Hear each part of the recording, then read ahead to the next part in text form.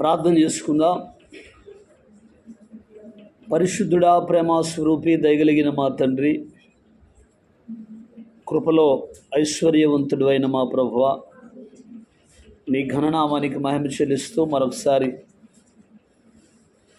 మమ్మల్ని మీ కృపాహస్తాలకు అప్పగిస్తూ మా ప్రతి ప్రార్థనలు ఆలకించి ప్రార్థనలకు జవాబిచ్చిన మంచి దేవుడవు నీవు గనక నీ ఘననామానికి మహిమ చెల్లిస్తూ కొద్ది మాటలు నీ లేఖనాలు మేము ధ్యానం చేసుకొనబోతుండగా చేరి వచ్చిన మా అందరితో మీరు మాట్లాడి సకల ఘనత మహిమా ప్రభావాలు మీరు పొందుకునమని, మా మధ్యలోనికి ప్రభు మీరే బలిష్ఠుడిన దూతగా దిగివచ్చి చేరి వచ్చిన ప్రతి ఒక్కరితో మీరు మాట్లాడి సకల ఘనత మహిమా ప్రభావాలు మీరు పొందుకునమని యేసుక్రీస్తు శక్తి కలిగిన ప్రశస్తమైన నామములో ప్రార్థించి వేడుకొనుచున్నాము తండ్రి.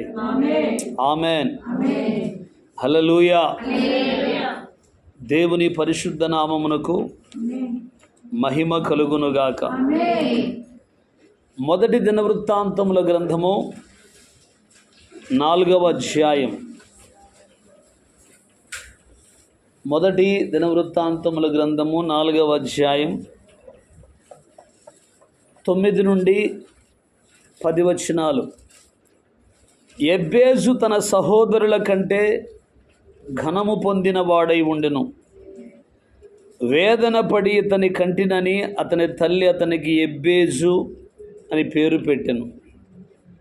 యెబ్బేజు ఇశ్రాయేలీయుల దేవుని గూర్చి మొరపెట్టి, నీవు నన్ను నిశ్చయముగా ఆశీర్వదించి నా సరిహద్దును విశాలపరచి నీ చెయ్యి నాకు తోడుగా ఉండ దయచేసి నాకు కీడు రాకుండా దానిలో నుండి తప్పించుము అని ప్రార్థింపగా దేవుడు అతడు మనవి చేసిన దానిని అతనికి దయచేసెను. చిన్న ప్రార్థన చేసుకుందాం. తలలో వచ్చి పరిశుద్ధుడా, మరొకసారి మీ పాదాలు పట్టుకుని ప్రార్థిస్తున్నా. ఇచ్చిన లేఖన భాగము ద్వారా సూటిగా తేటగా చేరి వచ్చిన మా అందరితో మీరు మాట్లాడి సమస్త ఘనత మహిమా ప్రభావాలు మీరు పొందుకునమని యేసు నామములో ప్రార్థించి వేడుకొనుచున్నాము తండ్రి. ఆమేన్. కూర్చుందాం. యెబ్బేజు ఇశ్రాయేలీయుల దేవుని గూర్చి మొరపెట్టి, గత కొన్ని దినములుగా యెబ్బేజును గురించి మనం ధ్యానం చేస్తూ వస్తున్నాం. వేదన పడి ఇతని కంటినని తల్లి అతనికి యెబ్బేజు అని పేరు పెట్టింది. ఏ తల్లైనా బిడ్డలను ప్రసవించేటప్పుడు వేదన తప్పనిసరిగా ఉంటుంది. Praise the Lord. వేదన పడకుండా ఏ తల్లి కూడా. మన దేవుడు ఎలాంటి వాడంటే, యోహాను సువార్తలో ప్రభు రాయించినటువంటి మాట ఏంటంటే, తల్లి బిడ్డను కనేటప్పుడు చాలా వేదనతో బిడ్డలను కంటుంది. తర్వాత బిడ్డ పుట్టిన తర్వాత ఆ వేదన అంతా కూడా మరచిపోతుంది. కాబట్టి ప్రసంగి గ్రంథములో సొలొమోను భక్తుడు ఒక శ్రేష్టమైన మాట రాస్తాడు. ప్రతి వ్యక్తి జీవితాల్లో దేవుడు సుఖ దుఃఖాలను జతపరిచాడంట. Praise the lord. కాబట్టి దుఃఖము తర్వాత ఏముంటుంది?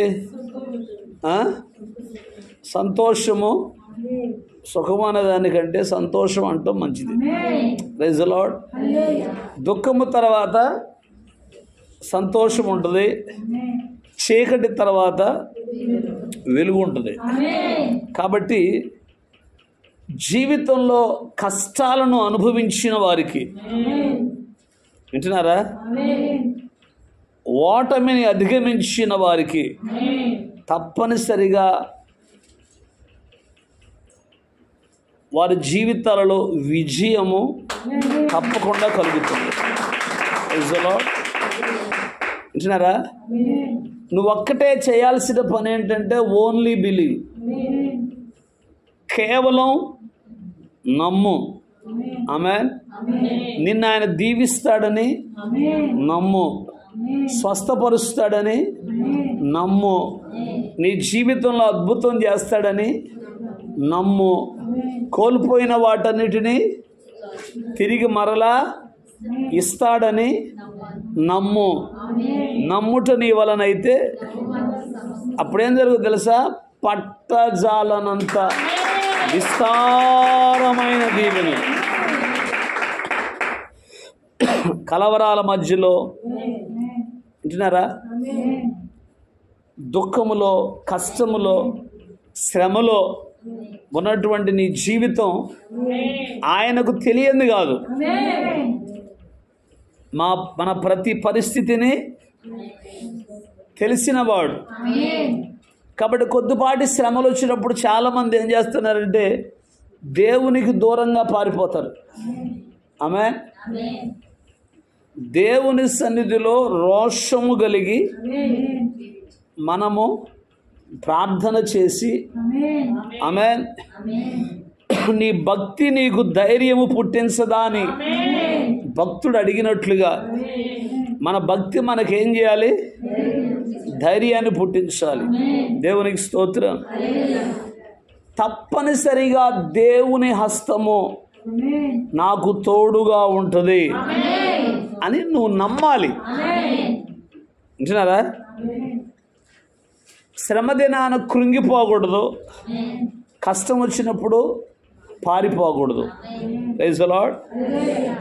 దేవుని యందు విశ్వాసం ఉంచు. శిష్యులు ప్రభువుని అడిగింది ఏంటంటే, వచ్చి ఆస్తులు ఇయ్యా, డబ్బులు ఇయ్యా, బంగారం ఇయ్యా, ఇది అడగలా. ప్రభు దగ్గరికి వచ్చినప్పుడు శిష్యులు అడిగిన మాట ఏంటంటే, ప్రభువా మా విశ్వాసాన్ని అభివృద్ధి పొందించు. అర్థమవుతుందండి? మా విశ్వాసం ఏం కావాలి? అభివృద్ధిలోకి రావాలి. Praise the lord. సొలొమోను రాత్రిపూట ప్రార్థన చేస్తే సొలొమోను ప్రార్థన దేవుడు ఆలకించి సొలొమోను దగ్గరికి వచ్చాడు. సొలొమోనా, నా కుమారుడా, నీకేం కావాలో అడుగన్నాడు. అర్థమైందా? దేవుడే గనక దిగొచ్చి మనల్ని గనక అడిగితే ఏమడుగుతాం? ఫస్ట్ దేవుడు నీ ప్రార్థనకు నచ్చి ఇవాళకి 7 రోజుల నుంచి 8 రోజుల నుంచి ఏం చేసినా చేస్తున్నావు ప్రార్థన. ఇంటికి పోగానే నేను లేపి నా కుమార్తె నీకేం కావాలని అడిగిండు అనుకో, ఏమడుగుతారు? నా కుమారుడా నీకేం కావాలని అడిగితే ఏమడుగుతారు? అప్పులన్నీ తీర్చేయ్యా, ఆమె అర్జెంటుగా ఇల్లు పడేసి కొత్త ఇల్లు కట్టి, దేవునికి స్తోత్రం, 500 రూపాయల కట్టలు ఎన్ని పడితే అన్ని మా ఇంట్లో. కావాలంటే గుంత తీసి గుంతలోనే పెద్ద గుంత తెస్తానయ్యా, కావాలంటే ఈ రాత్రి నేను మా ఆయన ఇద్దరం కలిసి ఆ గుంత నిండా కావలసినటువంటి డబ్బులు దయచేయమని తప్పనిసరిగా అడుగుతారు లేదా? చెప్పండి సిగ్గుపడకుండా. దేవునికి స్తోత్రం. వింటున్నారా? సొలొమోను ఏమడిగాడంటే, బుద్ధి, జ్ఞానము, వివేకము దయచేయని. దేవునికి స్తోత్రం. ఇంతదైన ఈ గొప్ప జనముకు న్యాయము తీర్చడం నా వల్ల ఏమవుద్ది? కాబట్టి నాకేం కావాలి? బుద్ధి, జ్ఞానము నాకు దయచేయని అడిగితే అప్పుడు దేవుడు అన్నాడు, నువ్వు డబ్బుని అడగలేదు, బంగారాన్ని అడగలేదు, ఆస్తిని అడగలేదు, నీ శత్రువుల ప్రాణాన్ని అడగలేదు, బుద్ధి, జ్ఞానము, వివేకము కలిగిన హృదయం అడిగావు కాబట్టి వాటితో పాటు ఈ కూడా ఇస్తున్నాను, తీసుకుపో అన్నాడు. దేవునికి స్తోత్రం. మీకు అర్థమవుతుందా? Praise the Lord. దేవుడు నీ జీవితంలో ఒక అద్భుతాన్ని చేస్తాడని నువ్వు నమ్మాలి. మోడుబారిన నీ జీవితం మరలా చిగురిస్తుంది అని నువ్వు నమ్మాలి. మోడుబారిన జీవితం మరలా చిగురించుద్దనే కదా రూతు నమ్మి విశ్వాసం ఉంచి నయోమితో పాటు వచ్చింది. నయోమి దగ్గర ఏమన్నా ఆస్తి ఉందా? అమ్మాయి 2 కొడుకులు పోయారు, మాకు యోధా బెత్లెహేములో చాలా ఆస్తి ఉంది అమ్మాయి, తప్పనిసరిగా రా పోదాం, ఆస్తి మొత్తం నీ పేరు రాస్తానని చెప్పిందా?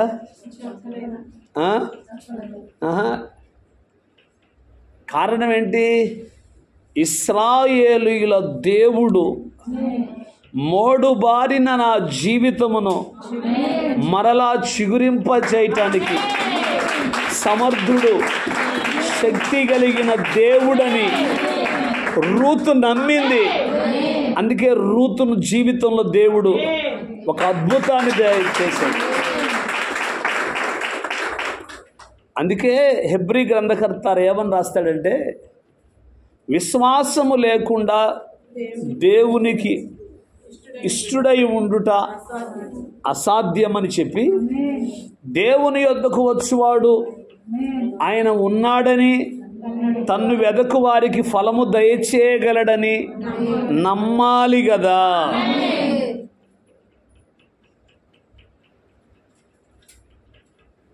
అదే ప్రార్థన చేశారు భక్తులందరూ. యెహోషాపాతు ఏమని ప్రార్థన చేశాడు?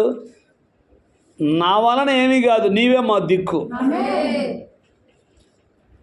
అద్భుతం చేయటానికి నువ్వే సమర్థుడవు, ఆశ్చర్య కార్యం చేయటానికి నువ్వే సమర్థుడవు. వాళ్ళంతా ఏం చేశారు? నమ్మి విశ్వాసం ఉంచి దేవుని సన్నిధిలో ప్రార్థనలు చేశారు. ఆ ప్రార్థనలు దేవుడు ఆలకించి ఆ ప్రార్థనకి జవాబు ఇచ్చాడు. కొరింథీయులకు రాసిన 2వ పత్రిక 3వ అధ్యాయం 5వ వచనం నుండి చదువుదాం. జాగ్రత్తగా వినాలి మీరు. అభివృద్ధిలో నుండి, అవరోధములో నుండి అనండి, అభివృద్ధిలోంచి కాదు, అవరోధములో నుండి అభివృద్ధిలోకి, దుఃఖములో నుండి సంతోషములోనికి. అది ఇప్పుడు చూడండి, పౌలు భక్తుడు రాస్తున్న మాట, మా వలన ఏదైనా అయినట్లుగా ఆలోచించుటకు మా అంతటా మేమే సమర్థులము కాదు. వింటున్నారా? మా సామర్థ్యం అంతా కూడా దేవుని వలననే కలిగినది. వింటున్నారా? నీ ప్రార్థన ఏంటంటే, నా వల్ల ఏమీ కాదు, నేనేమీ చేయలేను, సమస్తము చేయగలిగిన దేవుడవు నీవే అనేం చేయాలి? దేవుని సన్నిధిలో ప్రార్థన చేయాలి. మేము సమర్థులం కాదయ్యా, మా వల్ల ఏం కాదయ్యా. అపోస్తులందరూ ఏమన్నారంటే, మేము నిష్ప్రయోజకులమైన దాసులమయ్యా. అర్థమవుతుందండి మీకు? మేమేం చేయలేము, మా వల్ల ఏమీ కాదు. భక్తులు ప్రార్థన చేసిన ప్రార్థనలు గనక మీరు జ్ఞాపకం చేసుకుంటే, పౌలేమంటాడు? నేనేమై ఉన్నానో సమస్తము దేవుని కృప వల్లే అయి ఉన్నాను. అయ్యా నువ్వు గొప్ప దైవజనుడు అయ్యా, బలి చేస్తున్నావయ్యా, పరిచర్య అటు తిరుగుతున్నావయ్యా, ఇటు తిరుగుతున్నావయ్యా, అసలు ఈ తిరుగుళ్ళు అయితే మేము తిరగలేమయ్యా, మా వల్ల కాదయ్యా అని చాలామంది ప్రశ్నలు వేస్తూ ఉంటే, తిరిగేది నేను కాదు, తిప్పేది ఆయన. ఆమేన్. తిరగటానికి బలం ఇచ్చేది ఆయన, శక్తినిచ్చేది ఆయన. ఏమైనా ఏదైనా ఉందంటే అది ఆయన వలనే తప్ప నా వలన ఏమీ, మా వలన ఏమీ కాదు అని దేవుని సన్నిధిలో నువ్వు ఒప్పుకొని ప్రార్థన చేసినప్పుడు దేవుని హస్తము నిన్ను బలపరచటానికి సిద్ధముగా ఉంటుంది. దేవునికి స్తోత్రం. అందుకేమంటాడు, మా వలన ఏదైనా అయినట్లుగా ఆలోచించుటకు మా అంతటా మేమే సమర్థులమని కాదు, మా సామర్థ్యము, నేను వీరుణ్ణి, నేను శూరుణ్ణి, నా వల్లనే అయింది. చాలామంది నా సంఘం, నేను కట్టాను, ఇవన్నీ హెచ్చుల మాటలు అన్నమాట. సంఘము నీది కాదు, నాది కాదు. సంఘం ఎవరిది? దేవునికి.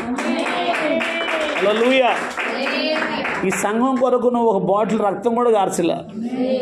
వాక్యం అంటుంది, దేవుడు తన స్వరక్తమిచ్చి సంపాదించిన సంఘం. ఆయన ఈ సంఘము కొరకు ప్రాణం పెట్టాడు. ఆయన ఈ సంఘము కొరకు రక్తము గార్చాడు. ఆయన వెలపెట్టి కొన్నాడు. మంద కాదు ఇది. అర్థమైందా? నా సంఘం, నేను కట్టాను. అర్థమైందా?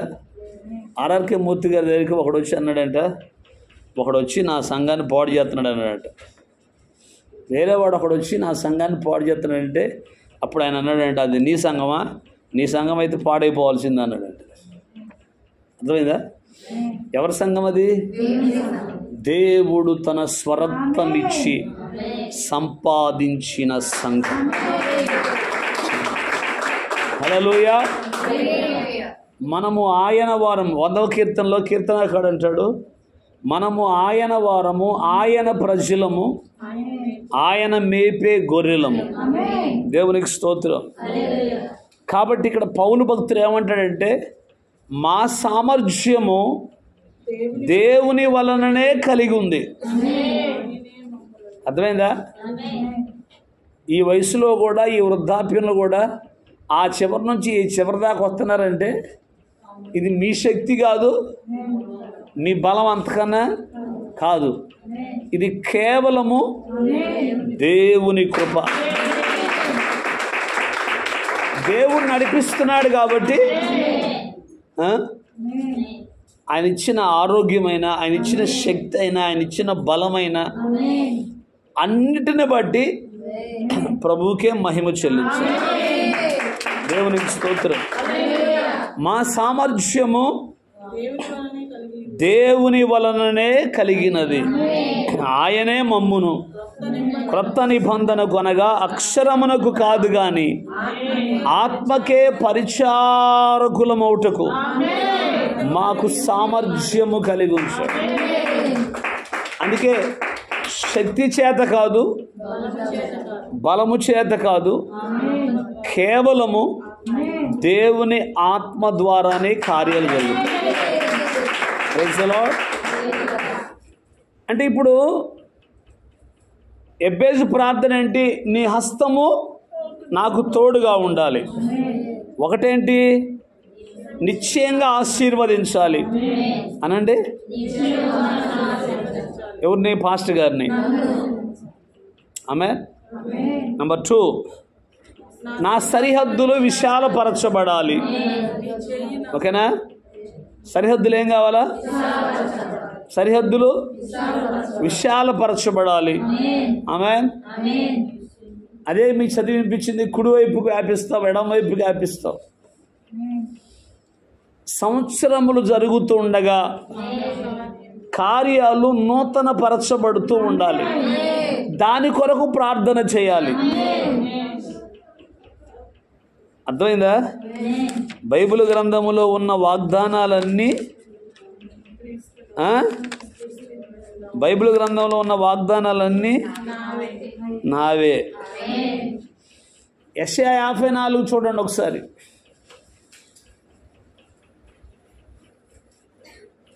నా గుడారపు స్థలమును, నీ గుడారపు స్థలమును విశాలపరచుము, నీ నివాస స్థలములు తెరలు నిరాటంకంగా సాగనిమ్ము, నీ త్రాళ్లను పొడుగు చేయుము, నీ మేకులను దిగ్గొట్టుము, కుడివైపునకు ఎడం వైపునకు నీవు వ్యాపించదవు. నీ సంతానము అన్యజనముల దేశమును స్వాధీనపరచుకును, పాడైన పట్టణములను నివాస స్థలములుగా చేయుము.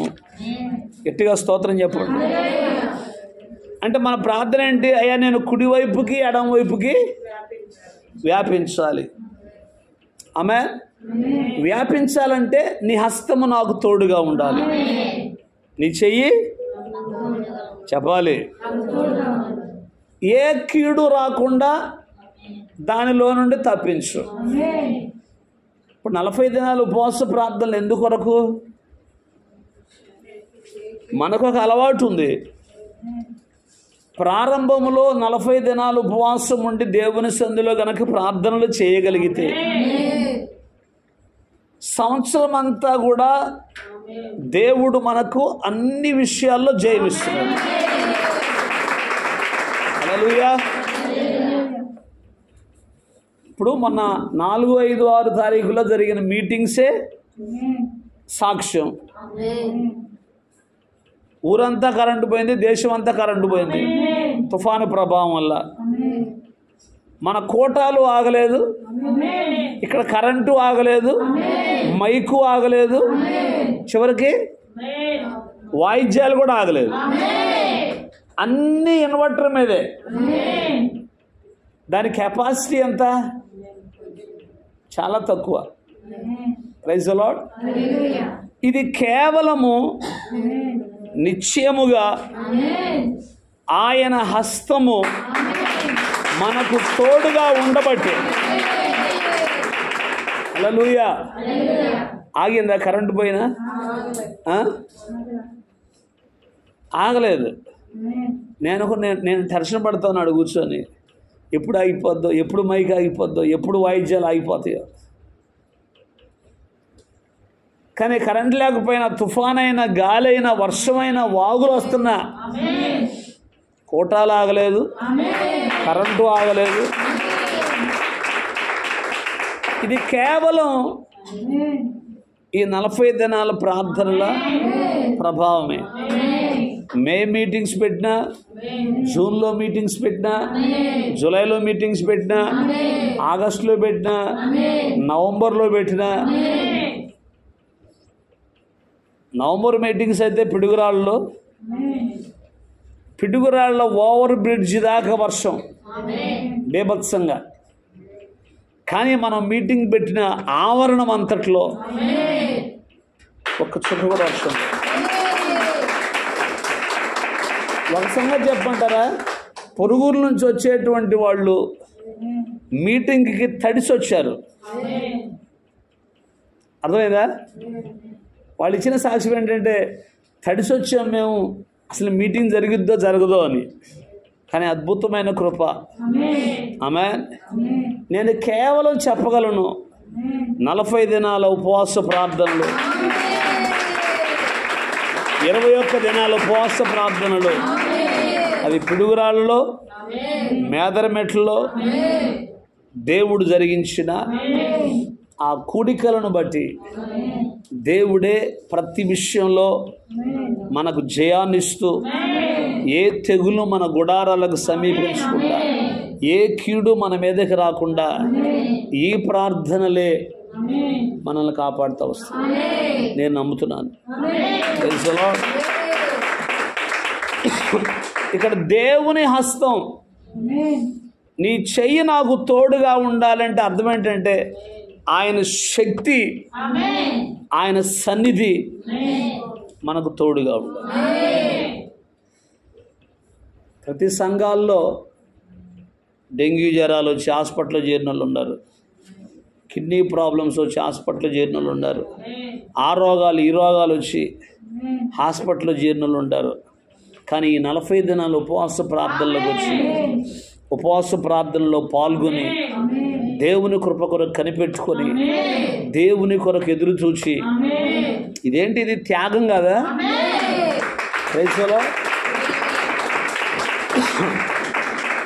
పగలంతా పని చేసుకొని అతి కష్టం మీద ఇక్కడికి వచ్చి వింటున్నారా, ఈ ప్రార్థనలో కూర్చొని ఇంచుమించు 11 గంటల వరకు, అంటే ఇంచుమించు 7:30 నుంచి, కొంతమంది 7:30కి రాలేకపోయినా 8ంటికి వచ్చినా, 8:30కి వచ్చినా 3 గంటల సేపు దేవుని సన్నిధిలో కూర్చొని ప్రార్థన చేసి నువ్వు వెళ్తా ఉంటే ఆయన నిన్ను మర్చిపోవటానికి అన్యాయస్తుడైన దేవుడు కాడు.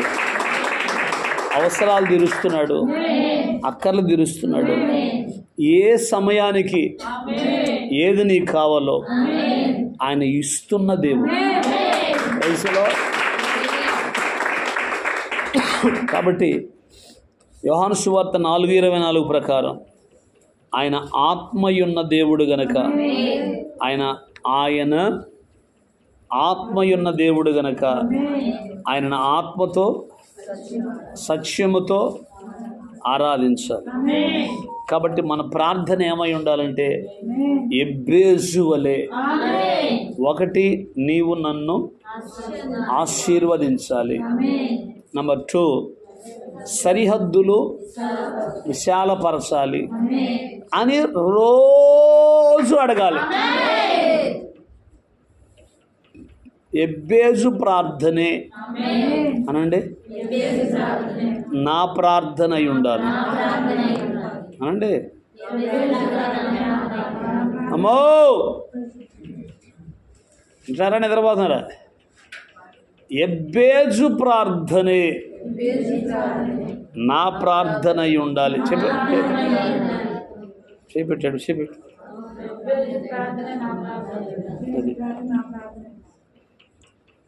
రోజు చేయాల్సిన ప్రార్థన ఏంటంటే నిశ్చయముగా నీవు నన్ను ఆశీర్వదించు. డైలీ ప్రార్థన. ఆర్సీఎంలు కొన్ని సంఘాల్లో ఏం చేస్తారంటే వాళ్ళ డైలీ ప్రార్థన ఏంటంటే పరలోక ప్రార్థన. పరలోకమందు నా తండ్రి, నీ నామం పరిశుద్ధపరచబడును గాక, నీ రాజ్యం వచ్చును గాక, నీ చిత్తం పరలోకము నెరవేరినట్లు భూమి మీద నెరవేరిన గాక, మానుదినాహారం మాకు నాడు దయచేయండి, మళ్ళీ అపరాధం చేసిన వారిని మేము క్షమించిన ప్రకారం మా అపరాధాలు క్షమించండి, మమ్మల్ని శోధనలో నుండి తేక దుష్టుడి నుండి తప్పించండి. ఎందుకనగా రాజ్యము, శక్తి, బలము నిరంతరము. మీకు తెలుసా ఎబ్బేజు ప్రార్థన ఇందులో ఉంది లేదా? అందుకే పరలోక ప్రార్థన నేర్చుకోవాలి అందరూ. హల్లెలూయా. మన ప్రవక్త కూడా చెప్పిన మాట ఏంటంటే పరలోక ప్రార్థన తప్పనిసరిగా మనము చెయ్యాలి. పరలోక ప్రార్థన చెయ్యాలి. మోస్ట్ ఇంపార్టెంట్ ప్రార్థన. ఇప్పుడు వాళ్ళు ఏం చేస్తారు, ఆర్సీఎం వాళ్ళు ఇక పొద్దుగూకులు ఇక అదే. మళ్ళీ ఒక జపదండ ఒకటి ఉంటుంది, మంగళవార్త జపం అని ఒక జపం ఉంటుంది, పరలోక జపం అంటే ఈ జపం, విశ్వాస ప్రమాణం అని ఉంటుంది. ఇక పొద్దుగూకులు వాళ్ళు కూర్చొని ఏం చేస్తుంటారు తెలుసా? మా నాయనమ్మ ఉండేది, మా నాయనమ్మ దగ్గర ఎప్పుడు ఆ జపదండ ఉండేది. ఇక ఆమె పొద్దుగూకులు కూర్చొని ఆమె ఆర్సీఎం, మా నాన్న ఆర్సీఎం చెందిన ఆయన, మేము ఆర్సీఎం చర్చిలోనే పెరిగాను. నేను కూడా జపాలు చేయించుకున్న చిన్నప్పుడు ఆ సైజులో. 6వ సంవత్సరంలోనే 5వ సంవత్సరంలోనే ఈ ఊరు వచ్చాం. 5 సంవత్సరాలప్పుడు మా ఊరు గుడిలోనే 100 సంవత్సరాల చరిత్ర కలిగిన ఆర్సీఎం చర్చ్. ఆ చర్చిలో జపాలు నేర్చుకున్న చిన్నప్పుడే. ఇప్పటికీ మా ఊర్లో ప్రతి సాయంత్రం, ప్రతి పగలు, ఉదయం సాయంత్రం ప్రార్థనలు జరుగుతూనే ఉంటాయి. అవి నామకార్థం అనుకో, అది విగ్రహారాధన అనుకో, ఇంకోటి అనుకో, మా ఊరిని కాపాడుతుంది కేవలం ఆ ప్రార్థనలే. హల్లెలూయా. తిప్పి ఈడ్చి కొడితే ఒక 100 ఇల్లు ఉండవు ఆ ఊరు మొత్తం కలిపిన. గట్టిగా ఒక 150, ఒక 200 ఇల్లు ఉంటాయేమో. కానీ ప్రతిరోజు సాయంత్రం పగలో గుడిలో నుంచి ఆ ప్రార్థనలే వినపడతా ఉంటాయి. ఇక ఈ చర్చి తప్ప ఆ ఊర్లో ఇంకో గుడి కానీ ఇంకో చర్చి కానీ లేవు. ఎందుకు నేను ఈ మాటలు చెప్తున్నానంటే కేవలం చర్చిలో నుంచి వాళ్ళు చెప్పే జపాలు, వాళ్ళు చేసే ప్రార్థనలే వాళ్ళు పాపిస్తున్నారు. వాళ్ళు ఎట్లాంటి వాళ్ళైనా వాళ్ళు చివరికి ఇడిపోతారని మనకు తెలియదు, కానీ అవే వాళ్ళని కాపాడుకుంటూ వస్తున్నాయి. దేవునికి స్తోత్రం. ఇక కాపాడుతూనే అంటారు, ఇంకోటి నాకు తెలియదు, కానీ మొత్తం మీద ఊరు మొత్తం ఆ గుళ్ళో ప్రార్థనలు వినపడతా ఉంటాయి. దేవునికి స్తోత్రం. అలాంటప్పుడు ఏం జరుగుద్ది? నువ్వు ఉదయాన్నే లేచి నన్ను ఆశీర్వదించమని ప్రార్థన చేసి, ప్రైజ్ ది లార్డ్, సరిహద్దును విశాలపరచమని ప్రార్థన చేసి, నీ హస్తం నాకు తోడుగా ఉండాలని ప్రార్థన చేసి, ఏ కీడు నాకు రాకుండా సహాయం దయచేయమని ప్రార్థన చేస్తే ఆమె అప్పుడేం జరుగుద్ది? అపోస్తుల కార్యముల గ్రంథము 11:21 చదవండి.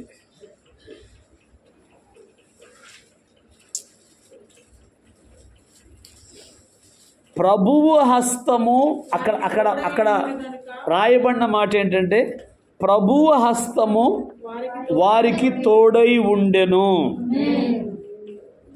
ఈ ప్రార్థన నువ్వు రోజు చేస్తే, పాపిష్టి కార్యాలకు దూరంగా ఉంటే, పాపిష్టులను ఎంకరేజ్ చేయకుండా ఉంటే,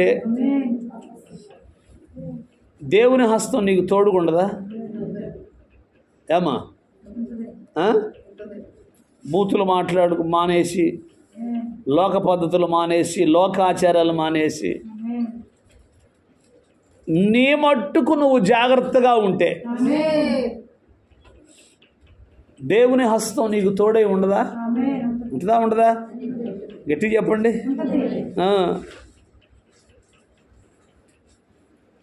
మోషే కూడా అదే ప్రార్థన చేశాడు. నీ హస్తం నాకు తోడుగా ఉండాలి. నిర్గమాకాండం 33వ అధ్యాయం చూడండి. మోషే ప్రార్థన.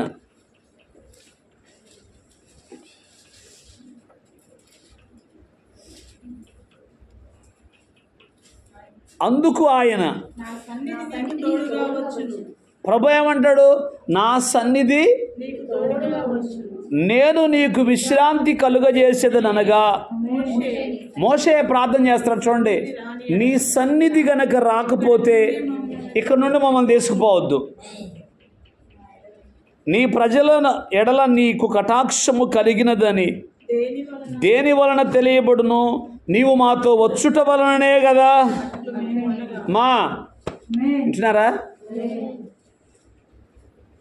ఇప్పుడు మనం ఒక పని నిమిత్తం బయలుదేరినప్పుడు ఆ పనిలో మనకు జయం కలిగిందనుకో, జయమిచ్చిన దేవునికి కోట్ల కొలది స్తోత్రం.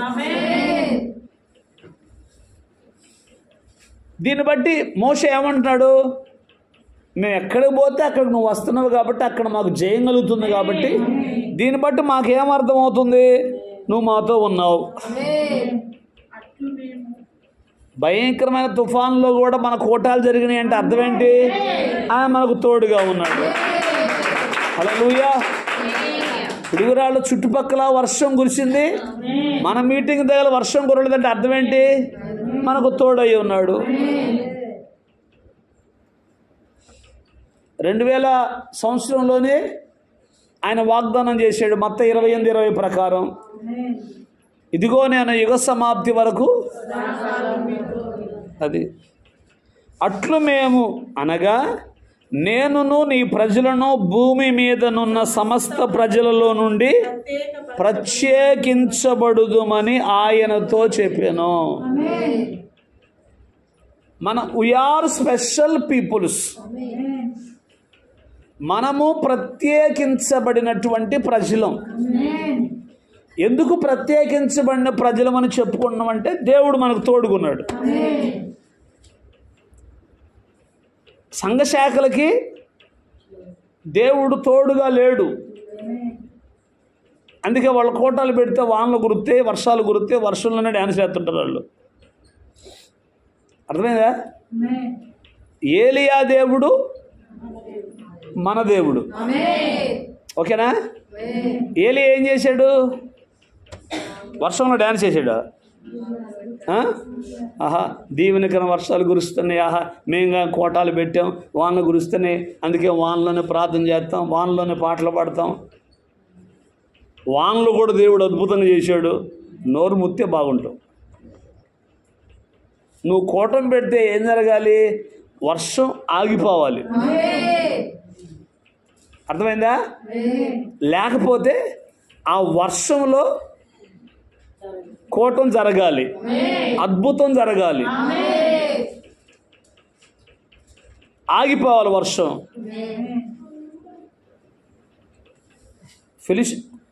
ఐగుప్తులో అంతా చీకటి ఉంది, కానీ ఇశ్రాయేలు ప్రజలు ఉన్నటువంటి గోషేను దేశంలో మాత్రం వెలుగుంది. మన తుఫాన్లో అంతా చీకటి ఉంది, ఇళ్ళల్లో వాళ్ళు ఏం చేశారు, బయటకు వచ్చి చూసారు చుట్టుపక్కల ఇళ్ళలో వాళ్ళు, మరి ఇలా హెట్టం మోగుతున్నాయి, ఇలా కరెంట్ ఆడిది.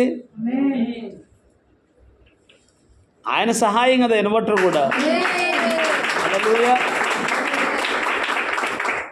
మైక్ పని చేసిందంటే, కీబోర్డు పని చేసిందంటే, ప్యాడ్ పని చేసిందంటే దేవుని హస్తం అక్కడ తోడు లేకుండా ఆ చిన్న బ్యాటరీ అంత దాన్ని రిసీవ్ చేసుకోగలదా? ఇది కేవలం దేవుని యొక్క శక్తే కదా. హల్లెలూయా. అందుకే మన ప్రార్థన విశ్వాసంతో చేయాలి. ఆయన తప్పకుండా చేస్తాడని నమ్మాలి. నమ్ముట నీ వలనైతే. అదే మోషే ప్రార్థన, నేను ఎక్కడికి వెళ్ళినా నువ్వు రావాలి, మాకు జయం వచ్చిందంటే నువ్వు ఉన్నావని. జయం రాలేదనుకో, లేడు కదా అక్కడ. అర్థమైందా? Praise the Lord. ఒక ఆయన కోటం పెట్టాడు, వర్షం దుమ్ము కురిసింది. సాంబారు పోతుంటే సాంబార్లోంచి సూర్యులు పడుతున్నాయి. సాంబారు ఆ సూర్యులు కలుపుకొని తిని కోటంలో మొత్తం మీద బయటపడ్డాం. ఇక ఏమని సాటింపంటే వాళ్ళు, మేము కోటం పెట్టాం, మేము ప్రార్థన పెడితే అస్సలు వాగులు నిండిని, వంకలు నిండిని, కొంటలు నిండిని. సిగ్గులేదా అన్న నేను. అర్థమైందా? నువ్వు ప్రార్థన పెడితే సూర్యుళ్ళు సాంబారు కలుపుకొని తిన్నాం మేము. అసలు మేము ప్రార్థన పెట్టబట్టే వర్షం కురిసింది, మేము ప్రార్థన పెట్టబట్టే కొంటలు నిండి, మేము ప్రార్థన పెట్టబట్టే వాన కురిసింది. వాళ్ళు కూడా చెప్పుకుంటున్నారు, ఆ చివరినో కప్పని ఈ చివరినో కప్పని పెట్టి మధ్యలో 50 చుట్టి ఏం చెబుతున్నారు, మేము ఇట్లా ఎగరబట్టే వానలు కురిసినాయి. ఊరు మధ్యలో మాకు ఒక రాయి ఉంది, చూడాలి నాకు వెళ్ళి, ఉన్న నీళ్ళు మొత్తం దానికి పోసినాం, అందుకే వాన కురిసింది. మా ఊరి చివరిన ఒక దేవత ఉంది, ఆమెకు పొంగళ్ళు పెట్టాం, ఆమెకు మొక్కుబళ్ళు చేసాం, అందుకే సాయంత్రానికి ఏమైంది చెప్పాలి. నువ్వు కోటం పెడితే ప్రతికూల పరిస్థితులన్నీ అనుకూలపరచబడాలి. ఒక సంవత్సరం నెమలిపూర్లో కోటాలు పెట్టాం. ఆమేన్. 4 గంటల కాడ నుంచి వర్షం స్టార్ట్ అయింది. మొదటి రోజు కోటం, బీభత్సమైన వర్షం, తుఫాను, గాలి. వింటున్నారా? హల్లెలూయా. చెట్లు పడిపోయినాయి. మేము వెళ్ళటానికి కూడా మధ్యలో చెట్లు పడిపోయింది, మీరు ఎట్టపోతారన్నారు. ఆమేన్. ఈ రాత్రి కరెంట్ వచ్చిద్దో లేదో కూడా తెలియదు అన్నారు. మా కారు నెములిపూర్లోకి ఎంటర్ అయింది, కరెంట్ వచ్చేసింది. దేవునికి స్తోత్రం. ఒక 2 years బ్యాక్, 2 సంవత్సరాల క్రితం మే మీటింగ్స్లో కాలనీలో మనం కోటాలు పెట్టినప్పుడు, ఆమేన్, 2వ రాత్రి కూడికలో భయంకరమైన తుఫాను, గాలి, వర్షం, ఆమేన్, ఉరుములు, మెరుపులు, తీగలు ఇరిగి స్తంభాలు పడిపోయినాయి, తీగలు దిగిపోయినాయి. కానీ మనం అయినా కానీ కొవ్వొత్తుల వెలుగులో కోటం ప్రారంభించాం. హల్లెలూయా. వర్షిప్ టయానికి కరెంట్ వచ్చింది. హల్లెలూయా. సత్తెనపల్లి వాళ్ళు ఇచ్చిన సాక్ష్యం ఏంటి తెలుసా? మాకు ఒక రోజు, ఒక రాత్రి, ఒక పగల కరెంట్ లేదు. మీ కోటం జరిగిందా అంటే కారణం ఏంటి? 40 days, 40 దినముల యొక్క ప్రార్థన శక్తి. ఈ ప్రార్థనలో అన్నిటి కొరకు మనం ప్రార్థనలు చేస్తున్నాం, అన్ని అంశాల కొరకు ప్రార్థనలు చేస్తున్నాం. అందుకని ఏంటి? ప్రభువు మనకు తోడుగా ఉన్నాడు. యాకోబు ప్రార్థన చేశాడు ఆదికాండం 32:26. ఆయన తెల్లవారుచున్నది గనుక నన్ను పోనిమ్మనగా అతడు నీవు నన్ను ఆశీర్వదించితేనే గాని నిన్ను పోనీయను. కీర్తన 42:1 దావీదు ప్రార్థన చేశాడు, దుప్పి నీటి వాగుల కొరకు ఆశపడినట్లు దేవా నీ కొరకు నా ప్రాణము ఆశపడుచున్నది. ఇది మన ప్రార్థన అయి ఉండాలి. ఏదో కాసేపు ప్రార్థన చేసి ఆవులిచ్చి నిద్రపోతే నీ ప్రార్థనలకు జవాబు రాదు. విశ్వాసముతో అనండి, రోషముతో ప్రార్థన చేయాలి. ప్రార్థనకు జవాబు వచ్చేంత వరకు విడిచిపెట్టకూడదు. ఆమేన్. అది రోషము కలిగిన ప్రార్థన. హన్నా ప్రార్థన చేసింది, నువ్వు గనక ఒక మగపిల్లడిని ఇస్తే వాడు నీకే ఇస్తానని హృదయాన్ని కుమ్మరించి ప్రార్థన చేసింది. ఆమె కోరినట్లే దేవుడిచ్చు. హల్లెలూయా. అబ్రహాము 25 సంవత్సరాలు ప్రార్థన చేశాడు. ఆమేన్. ఇశ్రాయేలు ప్రజలు 400 సంవత్సరాలు ఎదురు చూచారు. తప్పనిసరిగా ప్రార్థనకు కొంచెం ఆలస్యం అవుతుందేమో కానీ ఆమేన్, ఆలస్యం నీకు ఆశీర్వాదాలు తెచ్చుకో. నువ్వు కేవలం నమ్మి దేవుని సన్నిధిలో ప్రార్థన చేయటం. చివరిగా ఒక మాట, యెషయా గ్రంథం 40వ అధ్యాయం 27 నుంచి నేను చదువుతున్నాను. జాగ్రత్తగా మీరు ఆలకించండి. యాకోబు నా మార్గము యెహోవాకు మరుగై ఉన్నది, నా న్యాయము నా దేవుని దృష్టికి కనపడలేదని నీవేళ అనుచున్నావు. ఇశ్రాయేలు నీవేళ ఇలాగు చెప్పుచున్నావు, నీకు తెలియదా, నీవు వినలేదా? అమ్మాయి చూడాలి. నాకలే ఏమనుకుంటాం, ఏం చెప్తాము? నా ప్రార్థన దేవుడు ఆలకించట్లా, దేవుడు కనుక ఉంటే ఎందుకు ఇట్లా జరుగుద్ది? అర్థమైందా? నువ్వు నిజంగా చెప్పు. లోకంలో చెబుతారు గుండెల మీద చేసుకోనని. గుండెల మీద చేసుకుని నిజంగా చెప్పు. రోషం కలిగి ప్రార్థన చేస్తున్నావా, నిద్రపోతా ప్రార్థన చేస్తున్నావా? ఈ కార్యం దేవుడు తప్పనిసరిగా ఈ వర్తమానం సంఘం అంతా ఇంటే ఎంత బాగుంటుందో. యూట్యూబ్లో ఉంటుంది, అప్లోడ్ చేస్తున్నాను. ఎబ్బేజు పార్ట్ 1, ఎబ్బేజు పార్ట్ 2, ఎబ్బేజు పార్ట్ 3, ఈరోజు ఎబ్బేజు పార్ట్ 4. ఇవి మీ వాళ్ళందరికీ వినిపించండి. ఈ వర్తమానాలు దీవించబడతారు. రాని వాళ్ళు నిజంగా నువ్వు చెప్పు, గుండెల మీద చేసుకొని నువ్వు రోషం కలిగి ప్రార్థన చేసావు ఏనాడైనా? నీ అక్కర కొరకు, నీ అవసరత కొరకు నిద్రపోత ప్రార్థన చేసావా? అసలు విశ్వాసం లేకుండా ప్రార్థన చేసావా? విశ్వాసంతో ప్రార్థన చేసావా? విశ్వాసంతో దేవుడిని అడిగి పొందుకున్నావా? నా మార్గం యెహోవాకు మరుగై ఉంది, నా న్యాయం నా దేవుని దృష్టి కనపడలేదు. దేవుడు అన్నాడు, నువ్వెందుకు అట్లా మాట్లాడుతున్నావు? నా ప్రార్థన దేవుడు ఆలకించలేదు, ఎందుకు అట్లా అనుకుంటున్నావు? ఇప్పుడు చూడండి, భూదిగంతములను సృజించిన యెహోవా నిత్యుడగు దేవుడు. రాయి కాదు, చెట్టు కాదు, పుట్ట కాదు. నిత్యుడగు దేవుడు అంటే నిత్యము ఉండేవాడు. సర్వ శరీరుల ప్రార్థనలు ఆలకించే దేవుడు ఆయన. ఆయన సొమ్మశిల్లుడు. నువ్వన్న 2 రోజులు ప్రార్థనకు వచ్చి 3వ రోజు ఎగ్గొడతావు, కానీ ఆయన సొమ్మశిల్లుడు, అలయుడు. ఆయన జ్ఞానమును శోధించుట అసాధ్యము. సొమ్మసిలిన వారికి బలమిచ్చువాడు ఆయనే, శక్తిహీనులకు బలాభివృద్ధి కలుగజేయవాడు ఆయనే. బాలురు సొమ్మసిల్లుదురు, అలయుదురు, యవనస్తులు తప్పక తొట్టిలుదురు. యెహోవా కొరకు ఎదురు చూచువారు నూతన బలాన్ని పొందుకుంటారు. వారు పక్షిరాజుల వలె రెక్కలు చాపి పైకి ఎగురుతారు, అలయక పరిగెత్తుతారు, సొమ్మసిల్లక నడిచిపోతారు. కాబట్టి ఆయన కొరకు ఎదురు చూచువారు ధన్యులు. ఆయన సన్నిధిలో ఉండి రోషము కలిగి ప్రార్థన చేసేవారు ధన్యులు. యాకోబు వలె పట్టు వదలక ప్రార్థన చేసి దేవుని ద్వారా కార్యాలు పొందుకునేవారు ధన్యులు.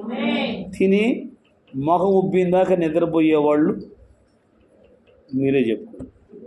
తలల వంచండి.